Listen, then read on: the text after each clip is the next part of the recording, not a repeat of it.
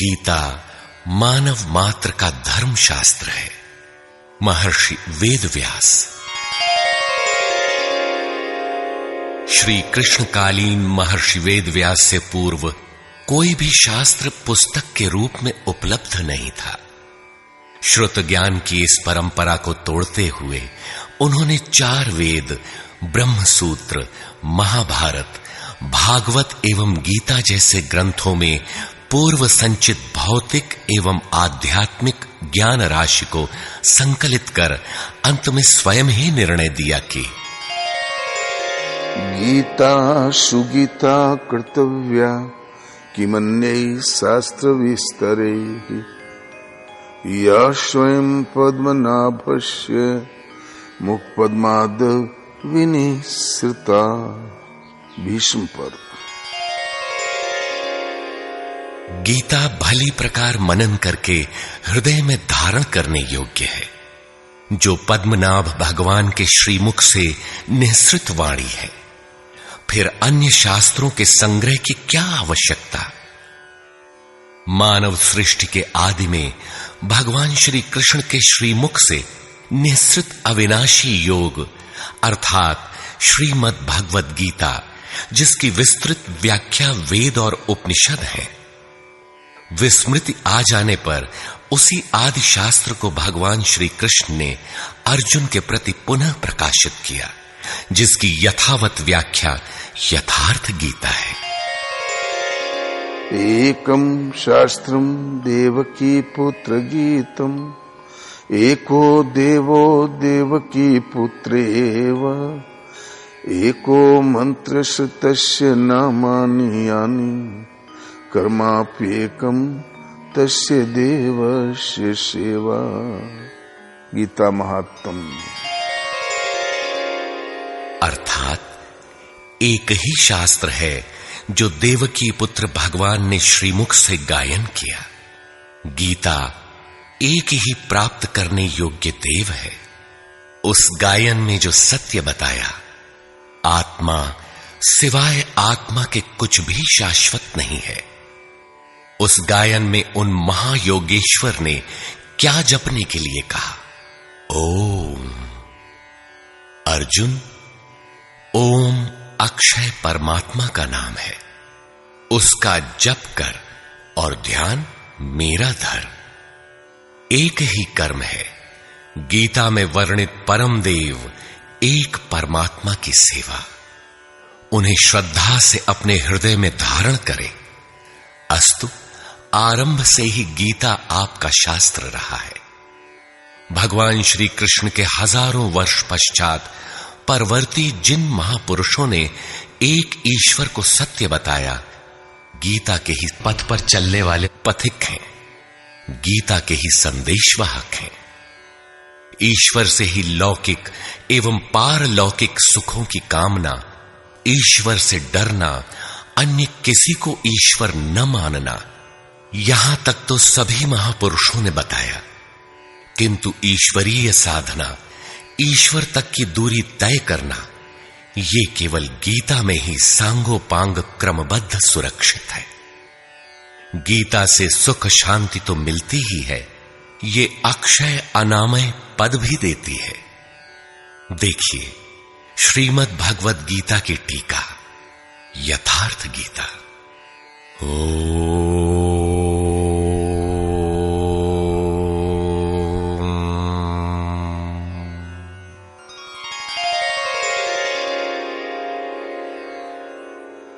धर्म सिद्धांत 1। सभी प्रभु के पुत्र। ममैवांशो जीवलोके जीवभूतः सनातनः मनः षष्ठानि इन्द्रियाणि प्रकृतिस्थानि कर्षति। सभी मानव ईश्वर की संतान है, मेरे विशुद्ध अंश हैं। मानव तन की सार्थकता।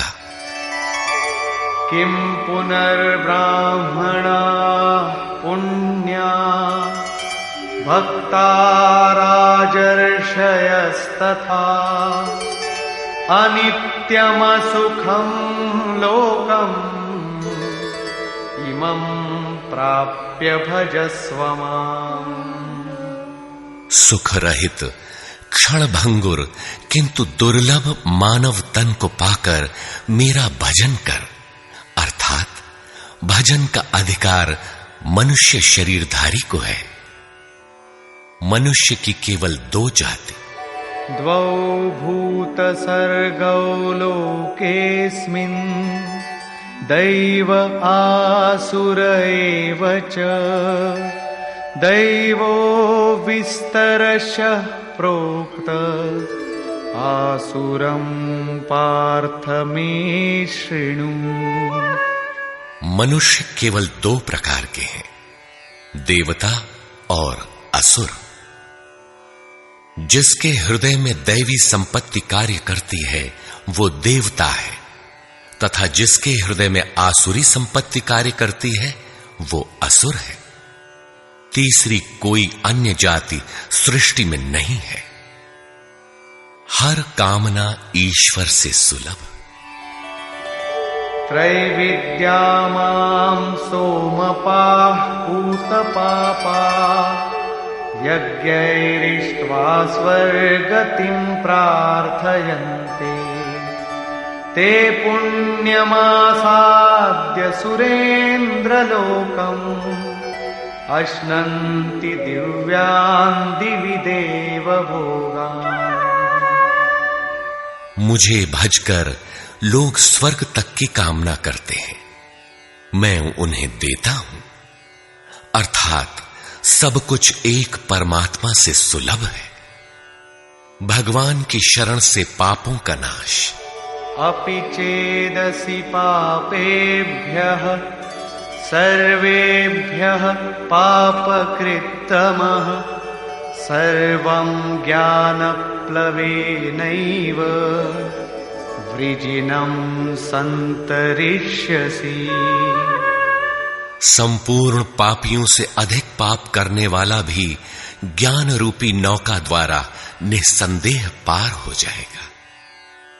ज्ञान अध्यात्मज्ञान नित्यत्वं तत्त्वज्ञानार्थदर्शनम् एतज्ज्ञानमिति प्रोक्तम् अज्ञानं यदतोऽन्यथा।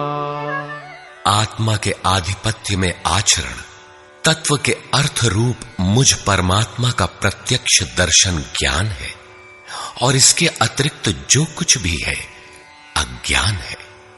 अतः ईश्वर की प्रत्यक्ष जानकारी ही ज्ञान है।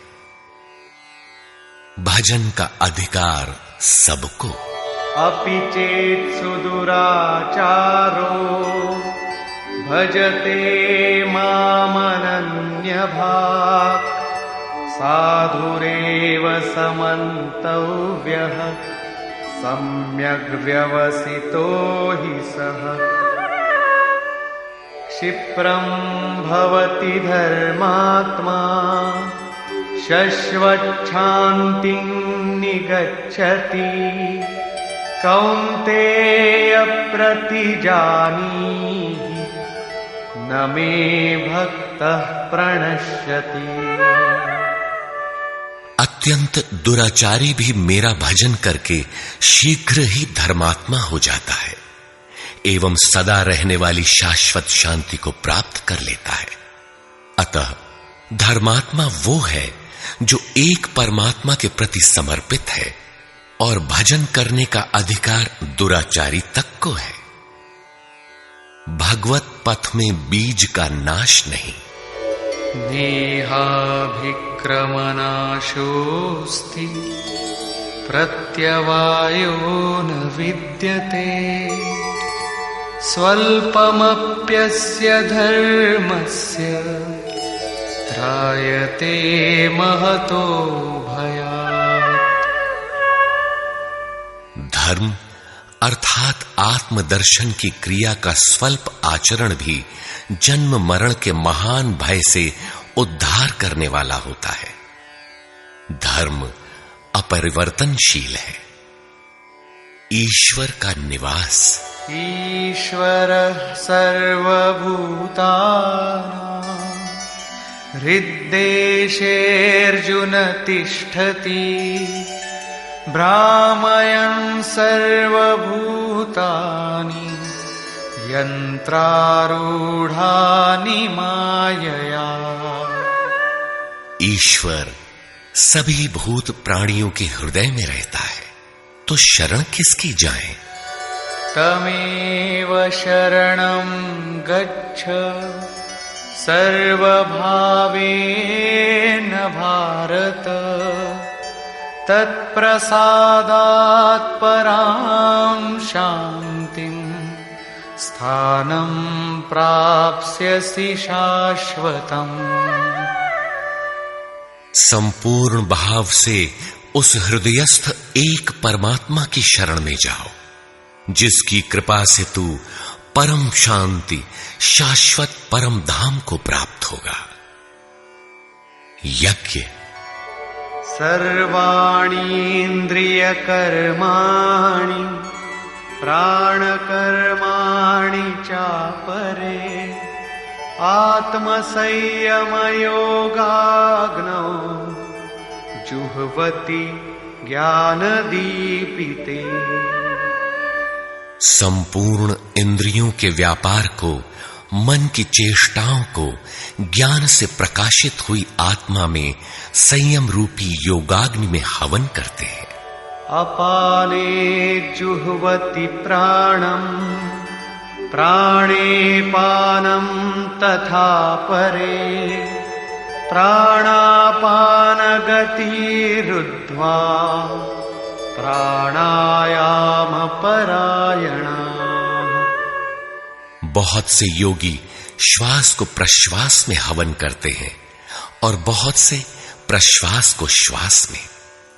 इससे उन्नत अवस्था होने पर अन्य श्वास प्रश्वास की गति रोककर प्राणायाम परायण हो जाते हैं। इस प्रकार योग साधना की विधि विशेष का नाम यज्ञ है। उस यज्ञ को कार्य रूप देना कर्म है। कर्म।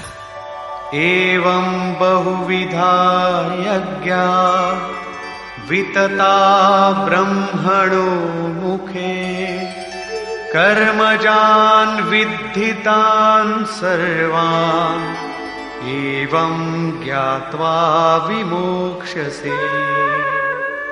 इस प्रकार बहुत से यज्ञ जैसे श्वास का प्रश्वास में हवन, प्रश्वास का श्वास में हवन, श्वास प्रश्वास का निरोध कर प्राणायाम के परायण होना इत्यादि यज्ञ जिस आचरण से पूर्ण होता है, उस आचरण का नाम कर्म है। कर्म माने आराधना, कर्म माने चिंतन। योग साधना पद्धति का नाम यज्ञ है। विकर्म। विकर्म का अर्थ विकल्प शून्य कर्म है।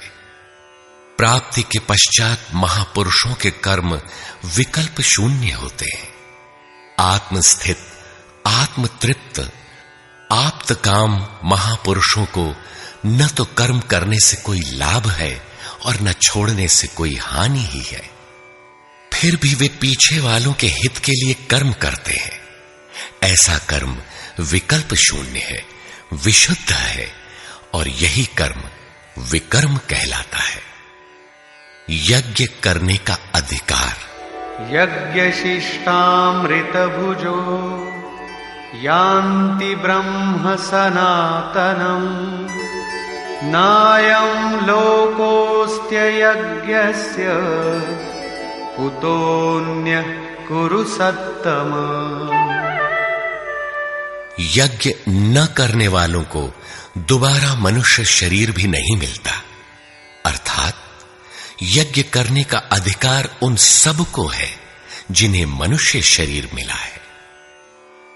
ईश्वर देखा जा सकता है।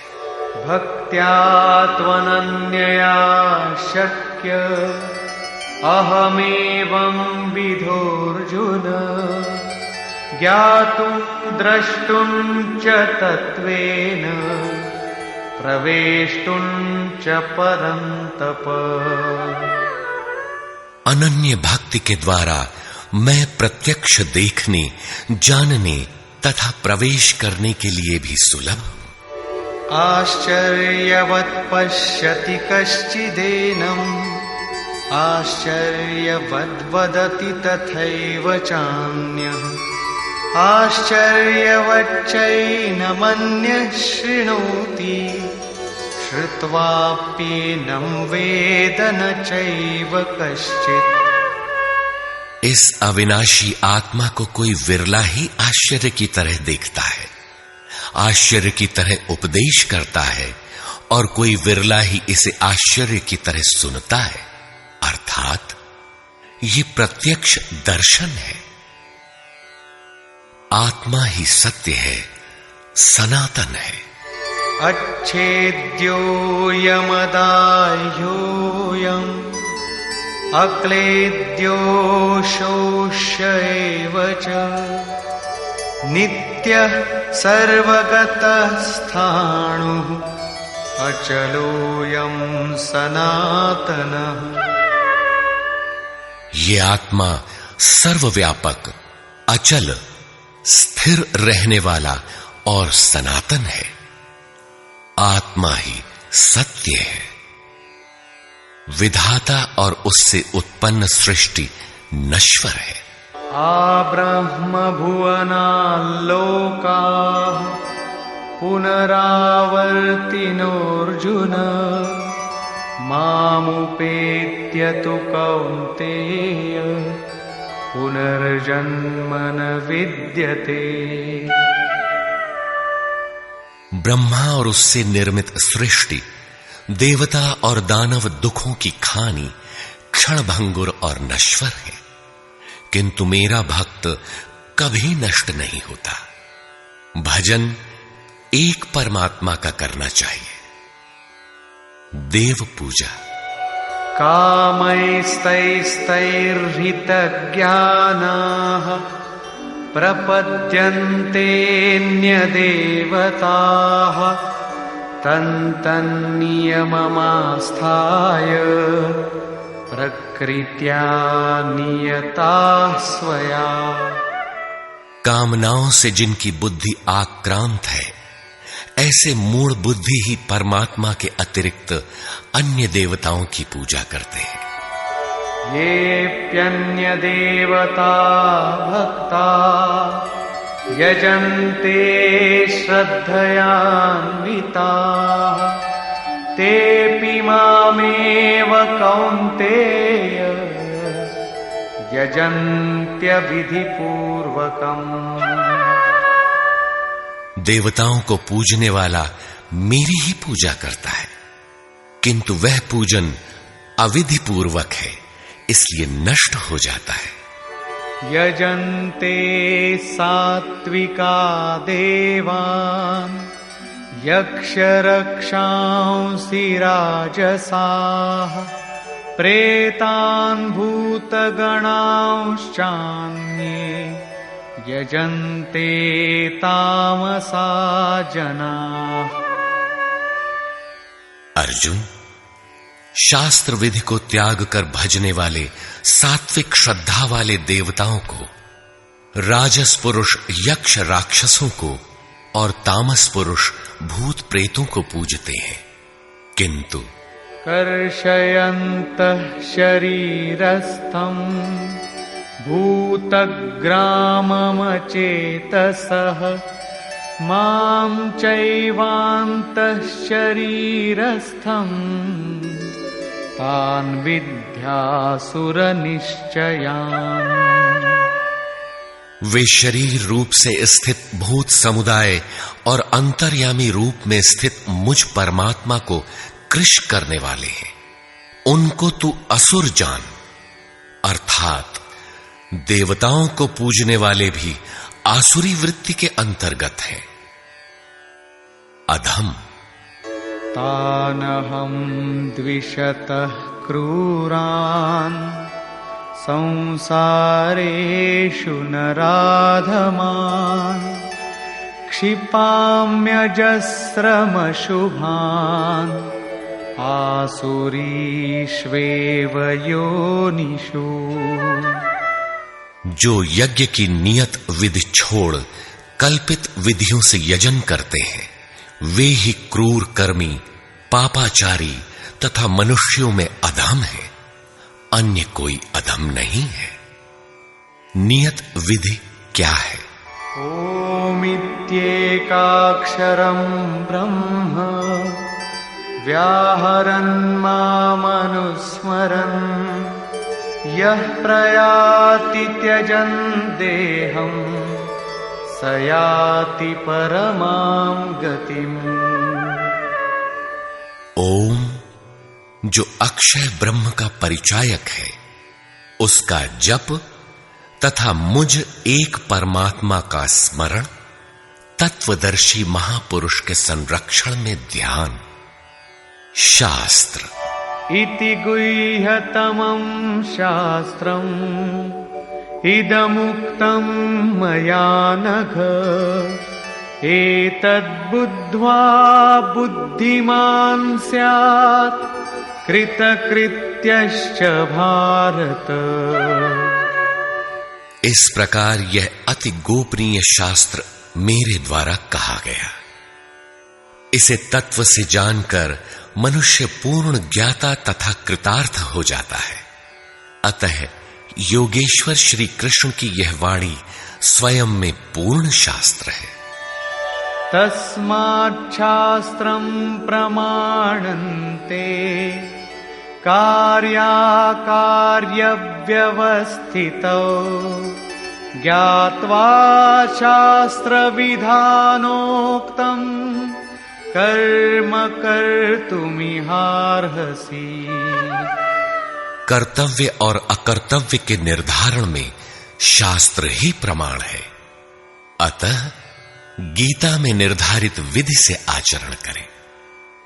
धर्म सर्वधर्मान् परित्यज्य मामेकं शरणं व्रज अहं त्वा सर्वपापेभ्यो मोक्षयिष्यामि मा शुचः।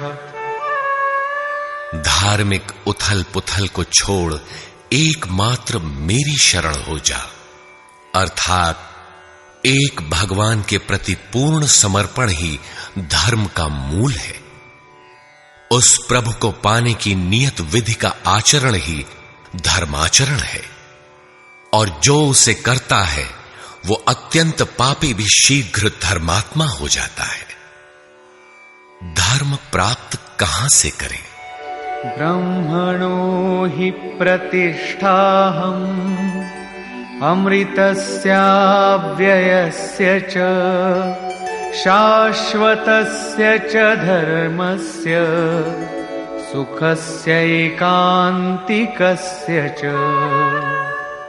उस अविनाशी ब्रह्म का, अमृत का, शाश्वत धर्म का और अखंड एक रस आनंद का मैं ही आश्रय हूं, अर्थात परमात्म स्थित सद्गुरु ही इन सब का आश्रय है। नोट: विश्व के सारे धर्मों की सत्य धारा एक ईश्वर गीता का ही प्रसारण है।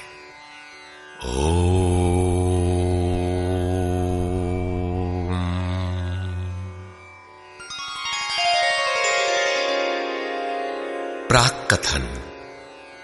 वस्तुतः गीता पर टीका लिखने की अब कोई आवश्यकता प्रतीत नहीं होती, क्योंकि इस पर सहस्त्रों टीकाएं लिखी जा चुकी हैं, जिनमें 50 तो केवल संस्कृत में ही है। गीता को लेकर 50 मत हैं, जबकि सबकी आधारशिला एकमात्र गीता है। योगेश्वर श्री कृष्ण ने तो कोई एक बात कही होगी, फिर यह मतभेद क्यों? वस्तुतः वक्ता एक ही बात कहता है, किंतु श्रोता यदि 10 बैठे हों तो 10 प्रकार के आशय ग्रहण करते हैं। व्यक्ति की बुद्धि पर तामसी, राजसी अथवा सात्विक गुणों का जितना प्रभाव है, उसी स्तर से उस वार्ता को पकड़ पाता है। इससे आगे वो समझ नहीं पाता। अतः मतभेद स्वाभाविक है। विभिन्न मतवादों से और कभी-कभी एक ही सिद्धांत को अलग-अलग काल और भाषाओं में व्यक्त करने से साधारण मनुष्य संशय में पड़ जाता है। बहुत सी टीकाओं के बीच वह सत्य धारा भी प्रवाहित है, किंतु शुद्ध अर्थ वाली एक टीका हजारों टीकाओं के बीच रख दी जाए तो उनमें यह पहचानना कठिन हो जाता है कि यथार्थ कौन है। वर्तमान काल में गीता की बहुत सी टीकाएं हो गई हैं। सभी अपनी अपनी सत्यता का उद्घोष करती हैं, किंतु गीता के शुद्ध अर्थ से वे बहुत दूर हैं। निस्संदेह कुछ महापुरुषों ने सत्य का स्पर्श भी किया, किंतु कतिपय कारणों से वे उसे समाज के समक्ष प्रस्तुत न कर सके। श्री कृष्ण के आशय को हृदयंगम न कर पाने का मूल कारण है कि वे एक योगी थे। श्री कृष्ण जिस स्तर की बात करते हैं, क्रमशः चलकर उसी स्तर पर खड़ा होने वाला कोई महापुरुष ही अक्षरशः बता सकेगा कि श्री कृष्ण ने जिस समय गीता का उपदेश दिया था, उस समय उनके मनोगत भाव क्या थे। मनोगत समस्त भाव कहने में नहीं आते।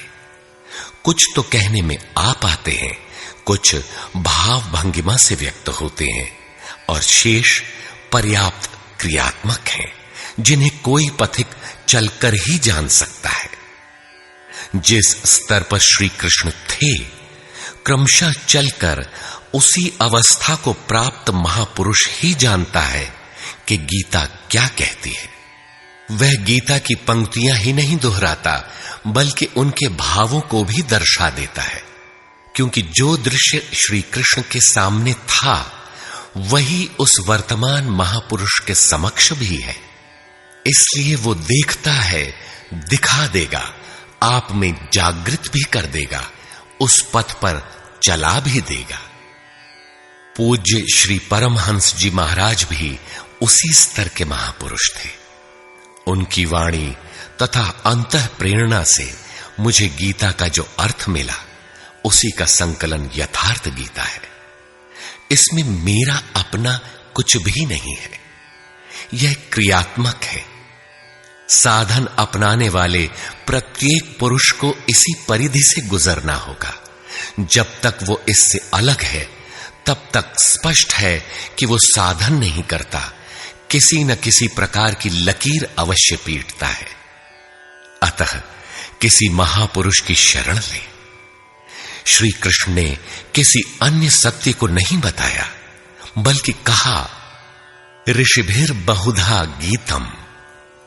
ऋषियों ने अनेकों बार जिसका गायन किया है, वही कहने जा रहा हूं। उन्होंने यह नहीं कहा कि उस ज्ञान को केवल मैं ही जानता हूं या मैं ही बताऊंगा, बल्कि कहा, किसी तत्वदर्शी के पास जाओ, निष्कपट भाव से सेवा करके उस ज्ञान को प्राप्त करो। श्री कृष्ण ने महापुरुषों द्वारा शोधित सत्य को ही उद्घाटित किया है। गीता सुबोध संस्कृत में है।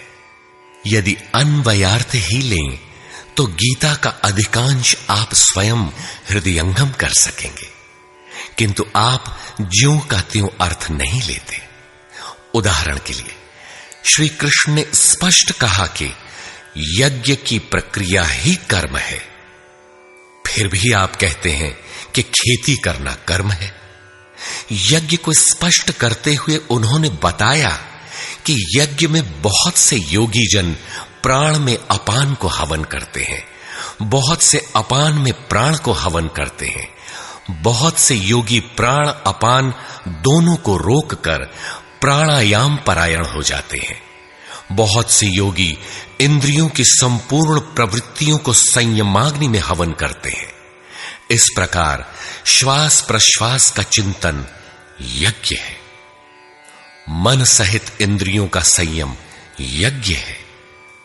शास्त्रकार ने स्वयं यज्ञ बताया, फिर भी आप कहते हैं कि विष्णु के निमित्त स्वाहा बोलना, अग्नि में जौ तिल घी का हवन करना यज्ञ है।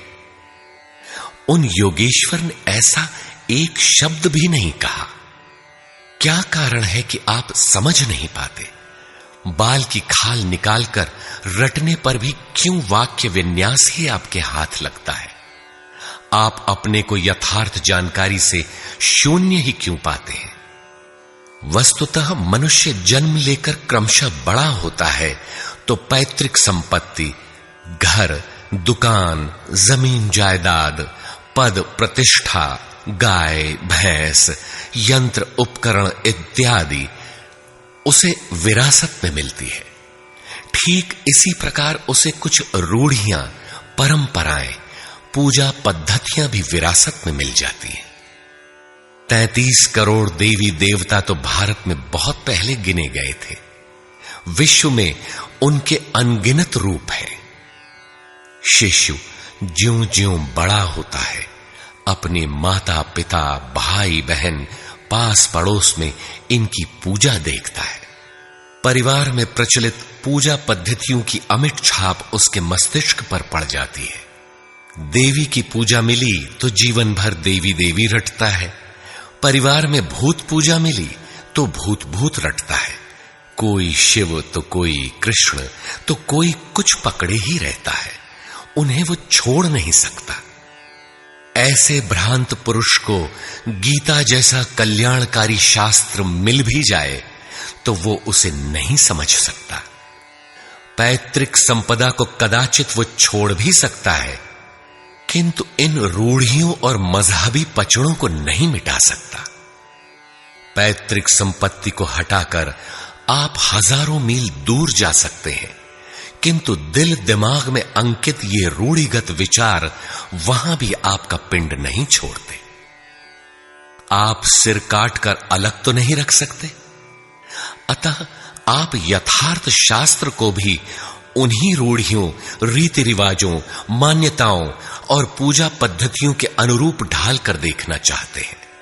यदि उनके अनुरूप बात ढलती है, वार्ता का क्रम बैठता है, तो आप उसे सही मानते हैं, और नहीं ढलती तो गलत मानते हैं। इसीलिए आप गीता का रहस्य नहीं देख पाते। गीता का रहस्य रहस्य ही बनकर रह जाता है। इसके वास्तविक पारखी संत अथवा सद्गुरु हैं। वही बता सकते हैं कि गीता क्या कहती है। सब नहीं जान सकते। सबके लिए सुलभ उपाय यही है कि इसे किसी महापुरुष के सानिध्य में समझें, जिसके लिए श्री कृष्ण ने बल दिया है। गीता किसी विशिष्ट व्यक्ति, जाति, वर्ग, पंथ, देश काल या किसी रूढ़िग्रस्त संप्रदाय का ग्रंथ नहीं है, बल्कि यह सार्वलौकिक, सार्वकालिक धर्म ग्रंथ है। यह प्रत्येक देश, प्रत्येक जाति तथा प्रत्येक स्तर के प्रत्येक स्त्री पुरुष के लिए, सबके लिए है। केवल दूसरों से सुनकर या किसी से प्रभावित होकर मनुष्य को ऐसा निर्णय नहीं लेना चाहिए जिसका प्रभाव सीधे उसके अपने अस्तित्व पर पड़ता हो। पूर्वाग्रह की भावना से मुक्त होकर सत्यान्वेषियों के लिए यह आर्ष ग्रंथ आलोक स्तंभ है। हिंदुओं का आग्रह है कि वेद ही प्रमाण है। वेद का अर्थ है ज्ञान, परमात्मा की जानकारी। परमात्मा न संस्कृत में है न संहिताओं में। पुस्तक तो उसका संकेत मात्र है। वह वस्तुतः हृदय में जागृत होता है। विश्वामित्र चिंतन कर रहे थे। उनकी भक्ति देखकर ब्रह्मा आए। बोले, आज से तुम ऋषि हो। विश्वामित्र को संतोष नहीं हुआ। चिंतन में लगे रहे। कुछ काल पश्चात देवताओं सहित ब्रह्मा पुनः आए और बोले, आज से तुम राजर्षि हो। किंतु विश्वामित्र का समाधान न हुआ। वे अनवरत चिंतन में लगे रहे। ब्रह्मा दैवी संपदाओं के साथ पुनः आए और बताया कि आज से तुम महर्षि हुए। विश्वामित्र ने कहा, नहीं, मुझे जितेंद्रिय ब्रह्मर्षि कहें। ब्रह्मा ने कहा, अभी तुम जितेंद्रिय नहीं हो। विश्वामित्र पुनः तपस्या में लग गए। उनके मस्तिष्क से तपस्या की आभा निकलने लगी। तब देवताओं ने ब्रह्मा से निवेदन किया। ब्रह्मा उसी प्रकार विश्वामित्र से बोले, अब तुम ब्रह्मर्षि हो। विश्वामित्र ने कहा, यदि मैं ब्रह्मर्षि हूं तो वेद हमारा वरण करे। वेद विश्वामित्र के हृदय में उतर आया। जो तत्व विदित नहीं था, विदित हो गया। यही वेद है, न कि पोथी। जहां विश्वामित्र रहते थे, वहां वेद रहता था। यही श्री कृष्ण भी कहते हैं कि संसार अविनाशी पीपल का वृक्ष है। ऊपर परमात्मा जिसका मूल और नीचे प्रकृति पर्यंत शाखाएं हैं। जो इस प्रकृति का अंत करके परमात्मा को विदित कर लेता है, वह वेदवित है। अर्जुन, मैं भी वेदवित हूं। अतः प्रकृति के प्रसार और अंत के साथ परमात्मा की अनुभूति का नाम वेद है। यह अनुभूति ईश्वर प्रदत्त है। इसलिए वेद को अपौरुषेय कहा जाता है। महापुरुष अपौरुषेय होते हैं। उनके माध्यम से परमात्मा ही बोलता है। वे परमात्मा के संदेश प्रसारक अर्थात ट्रांसमीटर हो जाते हैं। केवल शब्द ज्ञान के आधार पर उनकी वाणी में निहित यथार्थ को परखा नहीं जा सकता। उन्हें वही जान पाता है जिसने क्रियात्मक पथ से चलकर इस अपौरुषेय स्थिति को पाया हो, जिसका पुरुष अर्थात अहं परमात्मा में विलीन हो चुका हो। वस्तुतः वेद अपौरुषेय है, किंतु बोलने वाले 100-150 महापुरुष ही थे। उन्हीं की वाणी का संकलन वेद कहलाता है। किंतु जब शास्त्र लिखने में आ जाता है तो सामाजिक व्यवस्था के नियम भी उसके साथ लिख दिए जाते हैं। महापुरुष के नाम पर जनता उनका भी पालन करने लगती है, यद्यपि धर्म से उनका दूर का भी संबंध नहीं रहता। आधुनिक युग में मंत्रियों के आगे पीछे घूमकर साधारण नेता भी अधिकारियों से अपना काम करा लेते हैं, जबकि मंत्री ऐसे नेताओं को जानते भी नहीं। इसी प्रकार सामाजिक व्यवस्थाकार महापुरुष की ओट में जीने खाने की व्यवस्था भी ग्रंथों में लिपिबद्ध कर देते हैं। उनका सामाजिक उपयोग तत्सामयिक ही होता है। वेदों के संबंध में भी यही है। वेद के 2 भाग हैं, कर्मकांड और ज्ञान कांड।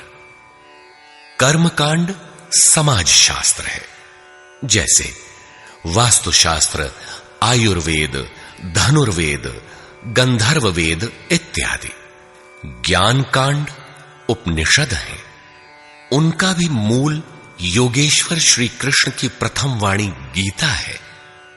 सारांशत गीता अपौरुषेय परमात्मा से समुद्भूत उपनिषद सुधा का सार सर्वस्व है। इसी प्रकार प्रत्येक महापुरुष जो परम तत्व को प्राप्त कर लेता है, स्वयं में धर्म ग्रंथ है।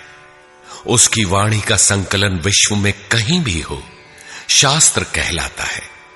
किंतु कतिपय धर्मावलंबियों का यह कथन है कि जितना कुरान में लिखा है उतना ही सच है। अब कुरान नहीं उतरेगा। ईसा मसीह पर विश्वास किए बिना स्वर्ग नहीं मिल सकता। वह ईश्वर का इकलौता बेटा था। अब ऐसा महापुरुष नहीं हो सकता। उनकी रूढ़िवादिता है।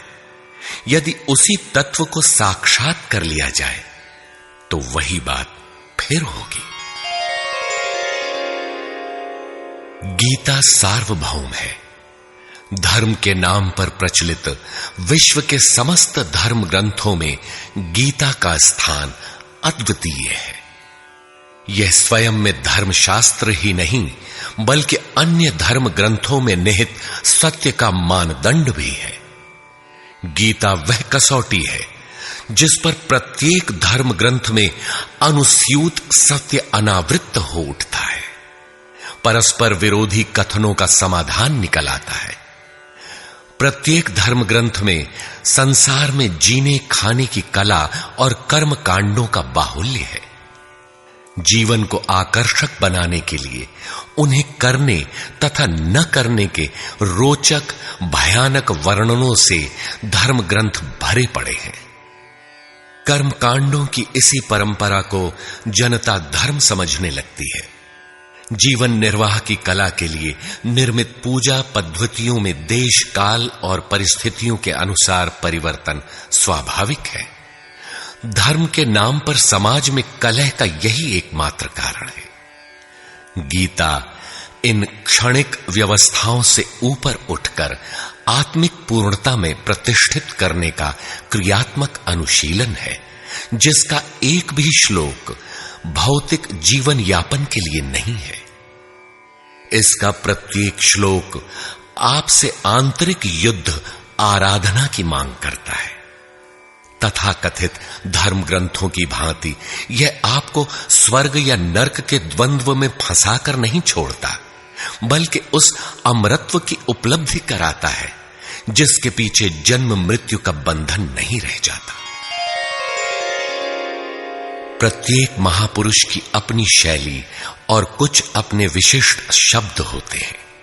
योगेश्वर श्री कृष्ण ने भी गीता में कर्म, यज्ञ, वर्ण, वर्ण संकर, युद्ध, क्षेत्र, ज्ञान इत्यादि शब्दों पर बार बार बल दिया है। इन शब्दों का अपना आशय है और पुनरावृत्ति में भी इनका अपना सौंदर्य है। हिंदी रूपांतरण में इन शब्दों को उसी आशय में लिया गया है तथा आवश्यक स्थलों की व्याख्या भी की गई है। गीता के आकर्षण निम्नलिखित प्रश्न हैं, जिनका आशय आधुनिक समाज खो चुका है। वे इस प्रकार हैं जिन्हें यथार्थ गीता में आप पाएंगे। श्री कृष्ण एक योगेश्वर थे। सत्य, आत्मा ही सत्य है। सनातन, आत्मा सनातन है, परमात्मा सनातन है। सनातन धर्म परमात्मा से मिलाने वाली क्रिया है। युद्ध दैवी एवं आसुरी संपदाओं का संघर्ष युद्ध है। ये अंतःकरण की दो प्रवृत्तियां हैं। इन दोनों का मिटना परिणाम है। युद्ध स्थान, यह मानव शरीर और मन सहित इंद्रियों का समूह युद्ध स्थल है। ज्ञान, परमात्मा की प्रत्यक्ष जानकारी ज्ञान है। योग, संसार के संयोग वियोग से रहित अव्यक्त ब्रह्म के मिलन का नाम योग है। ज्ञान योग, आराधना ही कर्म है। अपने पर निर्भर होकर कर्म में प्रवृत्त होना ज्ञान योग है। निष्काम कर्म योग, इष्ट पर निर्भर होकर समर्पण के साथ कर्म में प्रवृत्त होना निष्काम कर्म योग है। श्री कृष्ण ने किस सत्य को बताया? श्री कृष्ण ने उसी सत्य को बताया जिसको तत्वदर्शियों ने पहले देख लिया था और आगे भी देखेंगे। यज्ञ साधना की विधि विशेष का नाम यज्ञ है। कर्म, यज्ञ को कार्य रूप देना ही कर्म है।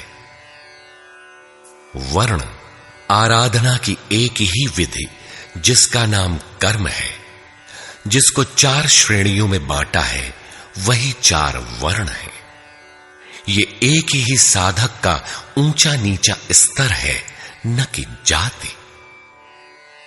वर्ण संकर, परमात्म पथ से च्युत होना, साधन में भ्रम उत्पन्न हो जाना वर्ण संकर है। मनुष्य की श्रेणी, अंतःकरण के स्वभाव के अनुसार मनुष्य 2 प्रकार का होता है। एक देवताओं जैसा, दूसरा असुरों जैसा। यही मनुष्य की 2 जातियां हैं जो स्वभाव द्वारा निर्धारित हैं, और यह स्वभाव घटता बढ़ता रहता है। देवता, हृदय देश में परम देव परमात्मा का देवत्व अर्जित कराने वाले गुणों का समूह है। बाह्य देवताओं की पूजा कामनाओं से जिनकी बुद्धि आक्रांत है, ऐसे अविवेकी और मूढ़ बुद्धि की देन है। वे मेरे ही पुजारी हैं, किंतु अविधि पूर्वक है।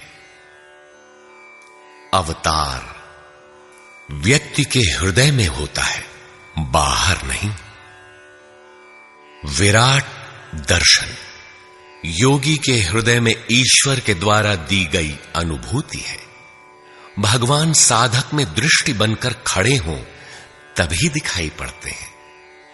पूजनीय देव इष्ट, एकमात्र परात्पर ब्रह्म ही पूजनीय देव है। उसे खोजने का स्थान हृदय देश है। उसकी प्राप्ति का स्रोत उसी अव्यक्त स्वरूप में स्थित प्राप्ति वाले महापुरुष के द्वारा है।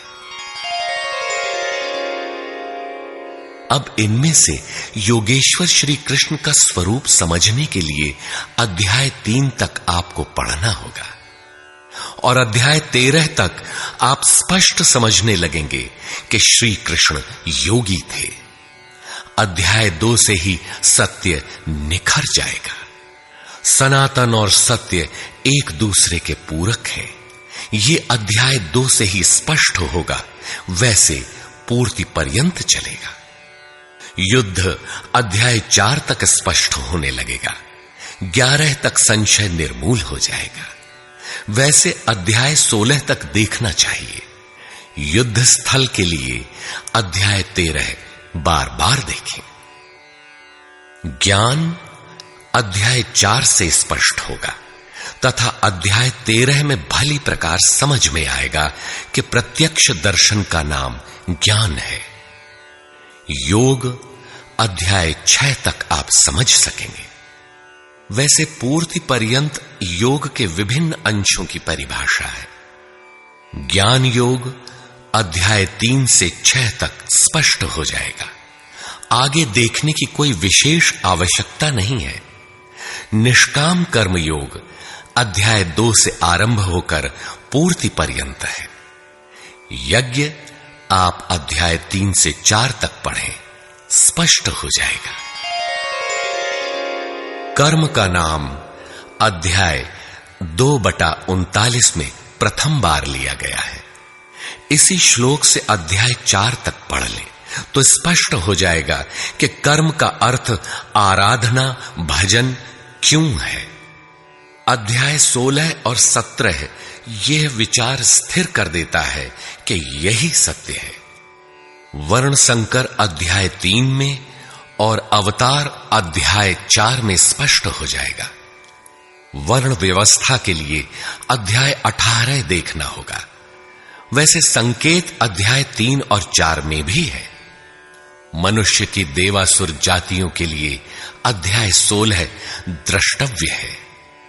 विराट दर्शन अध्याय 10 से 11 तक स्पष्ट हो गया है। अध्याय 7, 9 और 15 में भी इस पर प्रकाश डाला गया है। अध्याय 7, 9 और 17 में बाह्य देवताओं की अस्तित्वहीनता स्पष्ट हो जाती है। परमात्मा के पूजन की स्थली हृदय देश ही है, जिसमें ध्यान, श्वास प्रश्वास के चिंतन इत्यादि की क्रियाएं जो एकांत में बैठकर की जाती हैं। अध्याय 3, 4, 6 और 18 में स्पष्ट है। बहुत सोचने विचारने से क्या प्रयोजन है?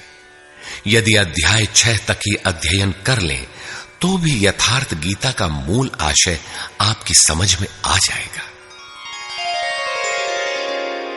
गीता जीविका संग्राम का साधन नहीं, अपितु जीवन संग्राम में शाश्वत विजय का क्रियात्मक प्रशिक्षण है। इसलिए युद्ध ग्रंथ है जो वास्तविक विजय दिलाता है, किंतु गीतोक्त युद्ध तलवार, धनुष, वाण, गदा और फरसे से लड़ा जाने वाला सांसारिक युद्ध नहीं है और न इन युद्धों में शाश्वत विजय निहित है। ये सत प्रवृत्तियों का संघर्ष है जिनके रूपकात्मक वर्णन की परंपरा रही है। वेद में इंद्र और वृत्र, विद्या और अविद्या, पुराणों में देवासुर संग्राम, महाकाव्यों में राम और रावण, कौरव एवं पांडवों के संघर्ष को ही गीता में धर्म क्षेत्र और कुरुक्षेत्र, दैवी संपद एवं आसुरी संपद, सजातीय एवं विजातीय, सद्गुण एवं दुर्गुणों का संघर्ष कहा गया है। यह संघर्ष जहां होता है वह स्थान कहां है? गीता का धर्म क्षेत्र और कुरुक्षेत्र भारत का कोई भूखंड नहीं, बल्कि स्वयं गीताकार के शब्दों में इदं शरीरम कौन्तेय क्षेत्रमित्यभिधीयते। कौन्तेय, यह शरीर ही एक क्षेत्र है जिसमें बोया हुआ भला और बुरा बीज संस्कार रूप से सदैव उगता है। 10 इंद्रियां, मन, बुद्धि, चित्त, अहंकार, 5 विकार और 3 गुणों का विकार इस क्षेत्र का विस्तार है। प्रकृति से उत्पन्न इन 3 गुणों से विवश होकर मनुष्य को कर्म करना पड़ता है। वह क्षण मात्र भी कर्म किए बिना नहीं रह सकता। पुनरपि जननम पुनरपि मरणम पुनरपि जननी जठरे शयनम। जन्म जन्मांतरों से करते ही तो बीत रहा है, यही कुरुक्षेत्र है। सद्गुरु के माध्यम से साधना के सही दौर में पढ़कर साधक जब परम धर्म परमात्मा की ओर अग्रसर होता है, तब यह क्षेत्र धर्म क्षेत्र बन जाता है। यह शरीर ही क्षेत्र है। इसी शरीर के अंतराल में अंतःकरण की 2 प्रवृत्तियां पुरातन हैं, दैवी संपद और आसुरी संपद। दैवी संपद में है पुण्य रूपी पांडु और कर्तव्य रूपी कुंती। पुण्य जागृत होने से पहले मनुष्य जो कुछ भी कर्तव्य समझकर करता है, अपनी समझ से वह कर्तव्य ही करता है, किंतु उससे कर्तव्य होता नहीं, क्योंकि पुण्य के बिना कर्तव्य को समझा ही नहीं जा सकता। कुंती ने पांडु से संबंध होने से पूर्व जो कुछ भी अर्जित किया वह था कर्ण। आजीवन कुंती के पुत्रों से लड़ता रह गया। पांडवों का दुर्धर्ष शत्रु यदि कोई था तो वह था कर्ण। विजातीय कर्म ही कर्ण है जो बंधनकारी है, जिससे परंपरागत रूढ़ियों का चित्रण होता है। पूजा पद्धतियां पिंड नहीं छोड़ती।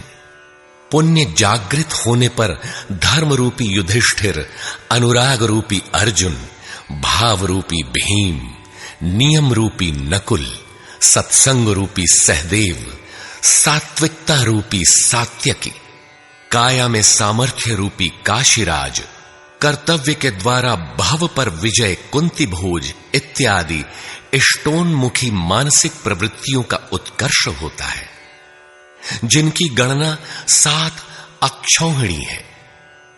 अक्ष दृष्टि को कहते हैं। सत्यमयी दृष्टिकोण से जिसका गठन है वह है दैवी संपद। परम धर्म परमात्मा तक की दूरी तय कराने वाली ये 7 सीढ़ियां, 7 भूमिकाएं हैं न कि कोई गणना विशेष।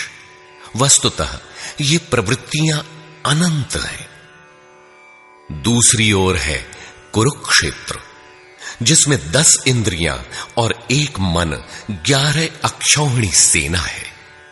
मन सहित इंद्रियमयी दृष्टिकोण से जिसका गठन है वह है आसुरी संपद, जिसमें है अज्ञान रूपी धृतराष्ट्र, जो सत्य को जानते हुए भी अंधा बना रहता है।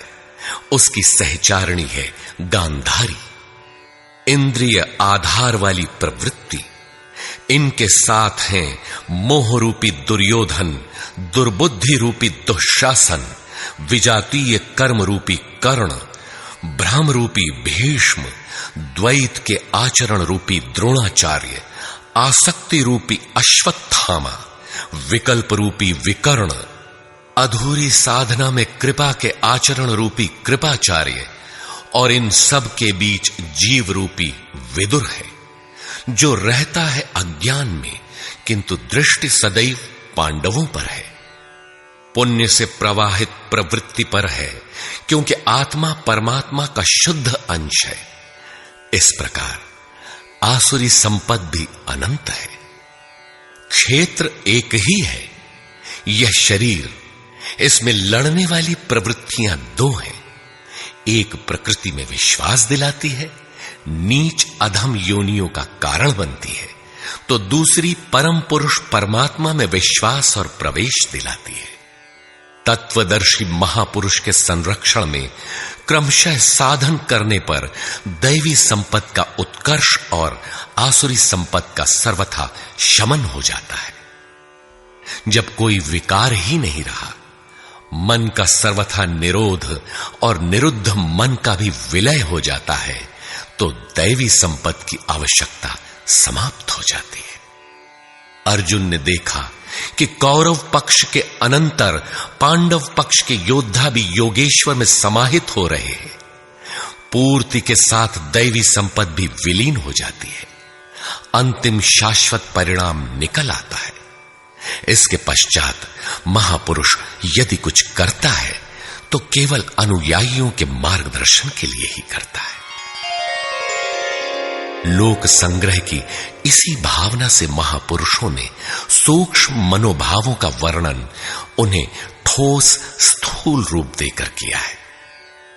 गीता छंदोबद्ध है, व्याकरण सम्मत है, किंतु इसके पात्र प्रतीकात्मक हैं। अमूर्त योग्यताओं के मूर्त रूप मात्र है। गीता के आरंभ में 30-40 पात्रों का नाम लिया गया है, जिनमें आधे सजातीय हैं, आधे विजातीय। कुछ पांडव पक्ष के हैं, कुछ कौरव पक्ष के। विश्व रूप दर्शन के समय इनमें से 4-6 नाम पुनः आए हैं, अन्यथा संपूर्ण गीता में इन नामों की चर्चा तक नहीं है। एकमात्र अर्जुन ही ऐसा पात्र है जो आरंभ से अंत तक योगेश्वर के समक्ष है। वह अर्जुन भी केवल योग्यता का प्रतीक है, न कि व्यक्ति विशेष। गीता के आरंभ में अर्जुन सनातन कुल धर्म के लिए विकल है, किंतु योगेश्वर श्री कृष्ण ने इसे अज्ञान बताया और निर्देश दिया कि आत्मा ही सनातन है, शरीर नाशवान है, इसलिए युद्ध कर। इस आदेश से यह स्पष्ट नहीं होता कि अर्जुन कौरवों को ही मारे। पांडव पक्ष के भी शरीरधारी ही तो थे, दोनों ओर संबंधी ही तो थे। संस्कारों पर आधारित शरीर क्या तलवार से काटने पर समाप्त हो सकेगा? जब शरीर नाशवान है, जिसका अस्तित्व है ही नहीं, तो अर्जुन कौन था? श्री कृष्ण किसकी रक्षा में खड़े थे? क्या किसी शरीरधारी की रक्षा में खड़े थे? श्री कृष्ण ने कहा, जो शरीर के लिए परिश्रम करता है वह पापायु मूढ़ बुद्धि पुरुष व्यर्थ ही जीता है।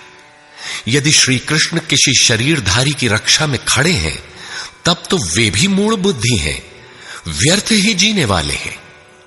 वस्तुतः अनुराग ही अर्जुन है, अनुरागी के लिए महापुरुष सदैव खड़े हैं।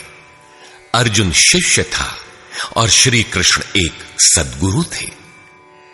विनयावनत होकर उसने कहा, धर्म के मार्ग में मोहित चित्त मैं आपसे पूछता हूं, जो श्रेय अर्थात परम कल्याणकारी हो वह उपदेश मेरे प्रति कहिए। अर्जुन श्रेय चाहता था, प्रेय अर्थात भौतिक पदार्थ नहीं। केवल कहिए ही नहीं, साधिए, संभालिए। मैं आपका शिष्य हूं, आपकी शरण में हूं। इसी प्रकार गीता में स्थान स्थान पर स्पष्ट है कि अर्जुन आर्त अधिकारी है और योगेश्वर श्री कृष्ण एक सद्गुरु हैं।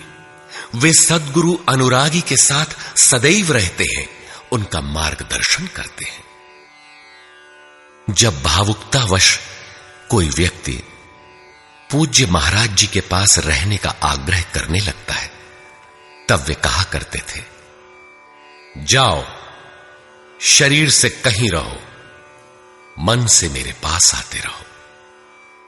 प्रातः सायं राम शिव ओम किसी 1, 2, 2.5 अक्षर के नाम का जाप करो और मेरे स्वरूप का हृदय में ध्यान धरो। 1 मिनट भी स्वरूप पकड़ लोगे तो जिसका नाम भजन है वो मैं तुम्हें दूंगा। इससे अधिक पकड़ने लगोगे तो हृदय से रथी बनकर सदैव तुम्हारे साथ रहूंगा। जब सुरत पकड़ में आ जाती है तो इसके बाद महापुरुष इतना ही पास में रहते हैं जितना हाथ, पांव, नाक, कान इत्यादि आपके पास है। आप हजारों किलोमीटर दूर क्यों ना हो, वह सदैव समीप है। मन में विचारों के उठने से भी पहले वे मार्गदर्शन करने लग जाते हैं। अनुरागी के हृदय में वह महापुरुष सदैव आत्मा से अभिन्न होकर जागृत रहते हैं। अर्जुन अनुराग का प्रतीक है। गीता के 11वें अध्याय में योगेश्वर श्री कृष्ण का ऐश्वर्य देखने पर अर्जुन अपनी क्षुद्र त्रुटियों के लिए क्षमा याचना करने लगा। श्री कृष्ण ने क्षमा किया और याचना के अनुरूप सौम्य स्वरूप में आकर कहा, अर्जुन, मेरे स्वरूप को न पहले किसी ने देखा है और न भविष्य में कोई देख सकेगा। तब तो गीता हम लोगों के लिए व्यर्थ है, क्योंकि उस दर्शन की योग्यताएं अर्जुन तक सीमित रह गईं। जबकि उसी समय संजय देख रहा था, पहले भी उन्होंने कहा, बहुत से योगी जन ज्ञान रूपी तप से पवित्र होकर मेरे साक्षात स्वरूप को प्राप्त कर चुके हैं। अंततः वे महापुरुष कहना क्या चाहते हैं? वस्तुतः अनुराग ही अर्जुन है, जो आपके हृदय की भावना विशेष है। अनुराग विहीन पुरुष न कभी पूर्व में देख सका है और न ही अनुराग विहीन पुरुष भविष्य में कभी देख सकेगा। मिले ही न रघुपति बिनु अनुरागा, किए जोग तब ज्ञान बिरागा। अतः अर्जुन एक प्रतीक है। यदि प्रतीक नहीं है तो गीता का पीछा छोड़ दें। गीता आपके लिए नहीं है, क्योंकि उस दर्शन की योग्यता अर्जुन तक ही सीमित रह गई। अध्याय के अंत में योगेश्वर निर्णय देते हैं, अर्जुन, अनन्य भक्ति और श्रद्धा द्वारा मैं इस प्रकार प्रत्यक्ष देखने के लिए, अर्थात जैसा तूने देखा, तत्व से स्पष्ट जानने के लिए और प्रवेश करने के लिए भी सुलभ हूं। अनन्य भक्ति अनुराग का ही दूसरा रूप है और यही अर्जुन का स्वरूप भी है। अर्जुन पथिक का प्रतीक है। इस प्रकार गीता के पात्र प्रतीकात्मक हैं, यथा स्थान उनका संकेत है।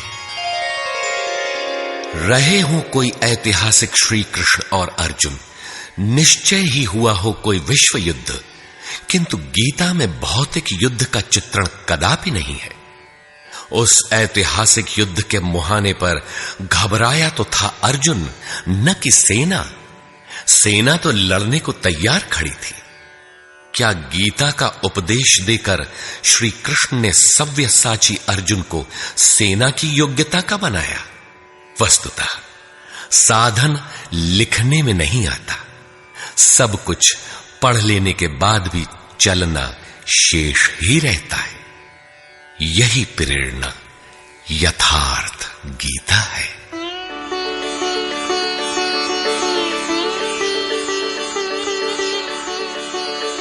सद्गुरु कृपाश्रयी जगत बंधु स्वामी अड़गड़ानंद जी।